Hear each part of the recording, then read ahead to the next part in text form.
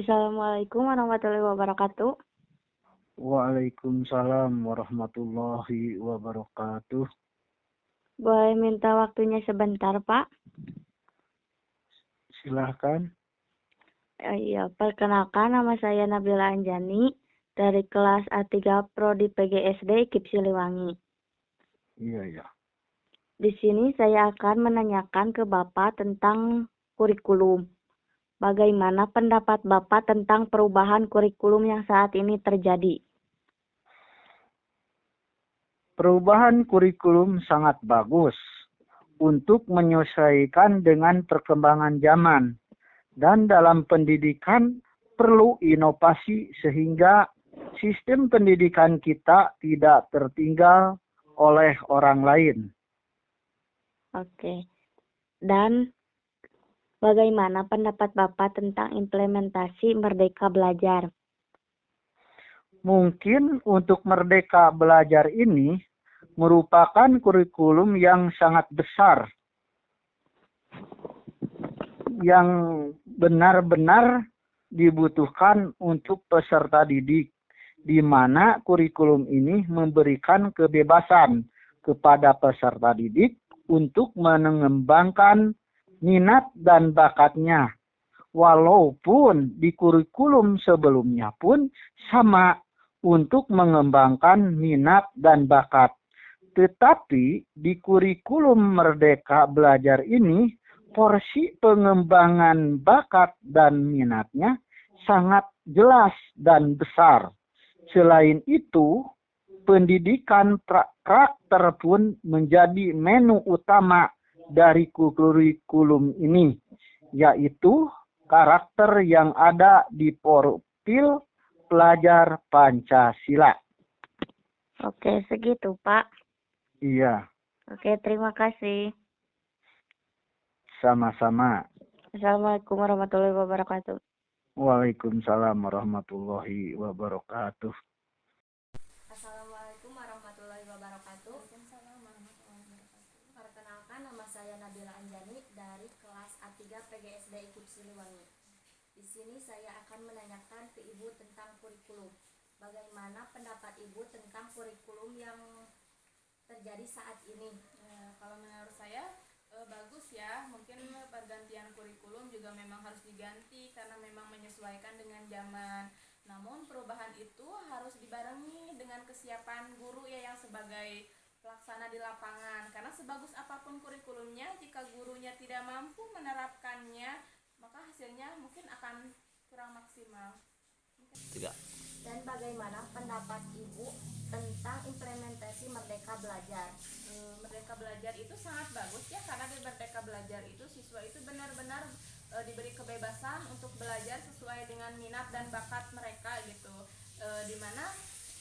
Dimana guru juga harus memberi fasilitas pembelajaran sesuai dengan karakter dan kebutuhan siswa. Assalamualaikum. Perkenalkan, nama saya Nabila Anjani dari kelas A3 Prodi PGSD IKIP Siliwangi. Di sini saya akan menanyakan ke Bapak tentang kurikulum. Bagaimana pendapat Bapak tentang perubahan kurikulum yang saat ini terjadi? Baik, terkait kurikulum, kita ketahui bahwa selama ini di Indonesia khususnya ya telah terjadi beberapa kali pergantian kurikulum ya.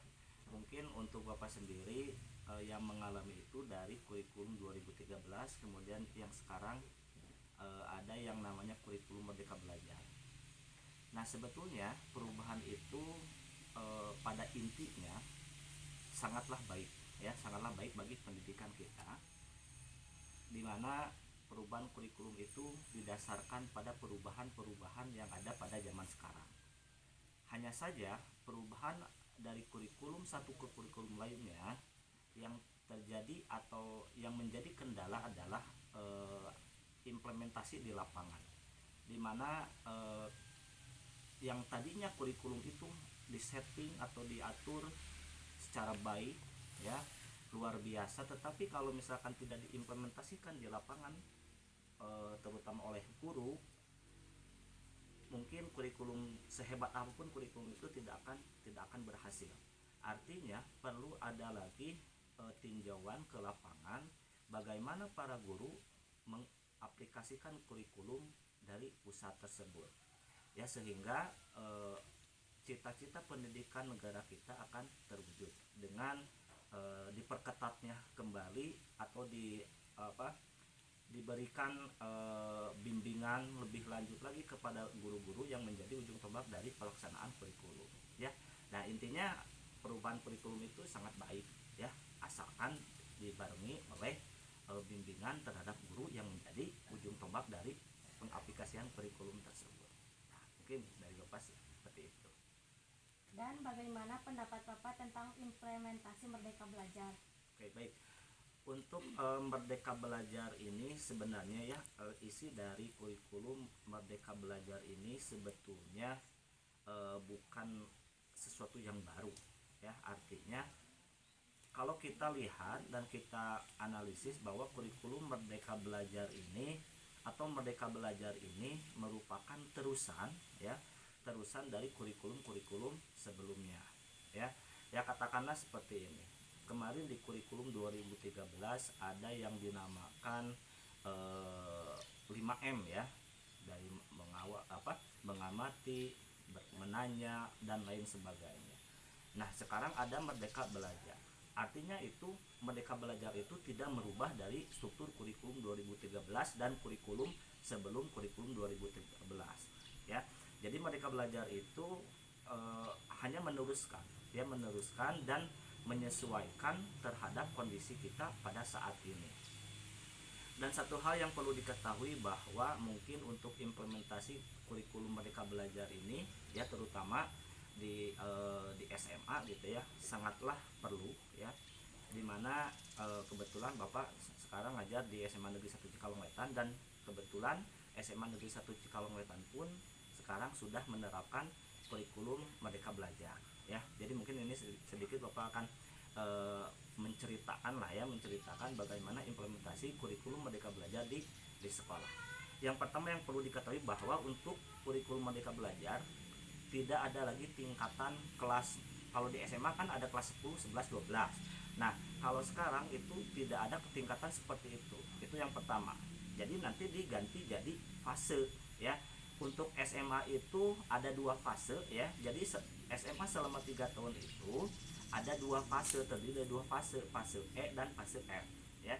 Dimana fase E itu mungkin sama dengan kelas 10, ya, untuk fase E. Yang kedua adalah fase F. Fase F itu sama dengan kelas 11 dan 12. Nah, mungkin itu yang perbedaan yang pertama, bahwa di kurikulum Merdeka Belajar tidak ada yang namanya kelas 10, kelas 11, kelas 12, ya. Tapi diganti jadi fase E dan fase F. Jadi fase E itu hanya kelas 10 1 tahun, kemudian fase F itu 2 tahun sama dengan kelas 10 dan kelas 12. Nah, itu. Nah, yang kedua yang mungkin bukan berbeda, tapi di kurikulum Merdeka Belajar itu kembali difokuskan, ditekankan, yaitu adanya teaching at the right level. Artinya kita mengajar itu harus berdasarkan level kemampuan peserta didik, ya. Artinya level itu bukan kelas 10, kelas 11, kelas 12, bahkan di SMP 7, 8 itu bukan.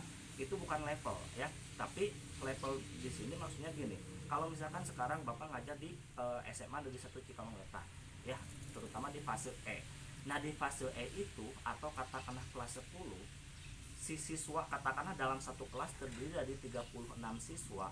Nah, dari 36 siswa itu berbeda tingkat tingkat kecerdasannya, tingkat kemampuannya. Jangan sampai sekarang kelas 10 di SMA atau fase E itu semuanya tingkatan level level pengetahuannya sama dengan kelas 10 misalkan. Tidak. Artinya dari fase E atau kelas 10 itu mungkin ada beberapa siswa yang level kemampuan itu masih tingkat SMP. Nah, oleh karena itu muncullah teaching at the right level. Itulah tugas guru, bagaimana mencari dan mengetahui level siswa dengan cara adanya tes diagnostik, ya. Tes diagnostik itu sama dengan kalau secara kasar dinamakan pretest. Nah, dari tes itu kita sebagai guru akan mengetahui level kemampuan siswa itu seperti apa. Nah, kalau misalkan sudah tahu level kemampuan siswa itu seperti apa, mungkinlah bisa dikatakan beragam. Nah, Nah, nanti tugas guru memberikan materi pembelajaran sesuai atau berdasarkan kemampuan tersebut ya. Misalkan siapa tadi deh namanya? Nabila. Nah, misalkan katakanlah Nabila sekarang kelas 10 ya. Kemudian ada temannya misalkan Rina misalkan. Nabila dan Rina ada di kelas 10 untuk SMA ya, tetapi memiliki kemampuan berbeda. Kalau Nabila misalkan katakanlah dalam materi hitung-hitungan ya, misalkan 10 tambah 5 sudah pandai, itu langsung 15, artinya langsung bisa menjawab. Nah, kalau Rina 10 ditambah 5 itu harus menghitung dulu menggunakan jari. Nah, artinya itu ada perbedaan level ya. Nah, makanya si orang guru harus betul-betul memfasilitasi siswa seperti itu ya. Nah, itu yang pertama ya. Jadi implementasi di kurikulum Merdeka Belajar itu harus teaching at the right level. Walaupun sama satu kelas, tetapi kita harus mengetahui bahwa anak itu memiliki kemampuan yang berbeda-beda. Nah, itu kita sebagai guru harus memfasilitasi. Itu yang pertama ya. Yang kedua mungkin ini secara garis besarnya ya. Yang kedua itu bahwa di kurikulum Merdeka Belajar ini harus betul-betul menguatkan profil pelajar Pancasila. Ya, mungkin nanti ada yang misalkan cari aja profil pelajar Pancasila itu ada 6, silakan cari saja nanti apa saja ya. Nah, di kurikulum Merdeka Belajar itu kita ya sebagai guru harus memberikan fasilitas kepada peserta didik kita untuk menguatkan profil pelajar Pancasila. Nah, kalau mungkin dulu-dulu juga ada di kurikulum sebelumnya ada yang dinamakan profil pelajar Pancasila. Namun mungkin tidak ada waktu khusus untuk kegiatan penguatan profil pelajar Pancasila.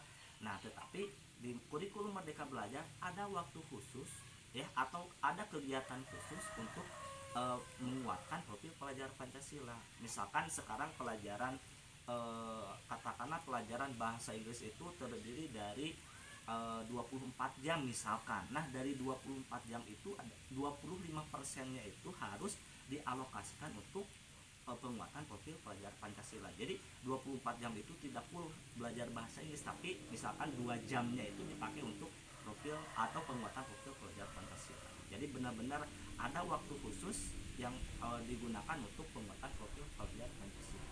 Nah, mungkin kesimpulannya untuk profil kurikulum Merdeka Belajar ini, mungkin ini mudah-mudahan lah kurikulum yang terbaik karena betul-betul betul-betul istilahnya memfasilitasi anak dalam belajar. Mungkin seperti itu dari Bapak ya. Ya Pak, terima kasih Pak. Ya.